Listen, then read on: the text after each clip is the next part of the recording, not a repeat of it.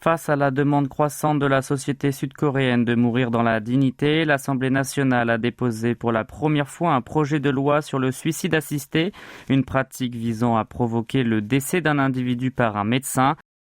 En vertu de la loi adoptée en 2018 qui interdit l'acharnement thérapeutique, le patient peut décider l'arrêt des traitements pour éviter le prolongement de ses souffrances.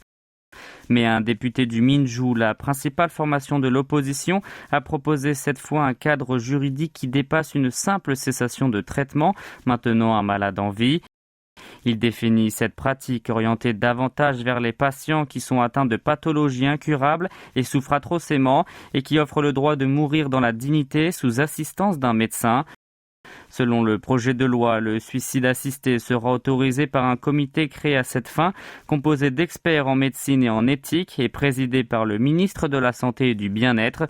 Han Kyu-baek, l'élu de centre-gauche, a expliqué qu'il serait temps de permettre aux malades sans espoir de récupérer leur souveraineté, d'autant plus que 80% des adultes sud-coréens seraient favorables à l'euthanasie.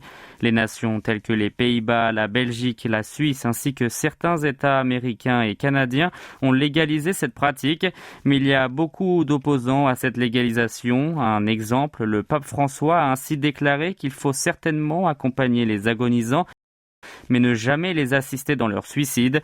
À l'instar des recommandations des spécialistes en la matière, il faudrait, au lieu de se pencher sur l'opposition entre les défenseurs et détracteurs de l'euthanasie, mener des consultations sur un cadre juridique et institutionnel qui puisse garantir à tous le droit de mourir dans la dignité.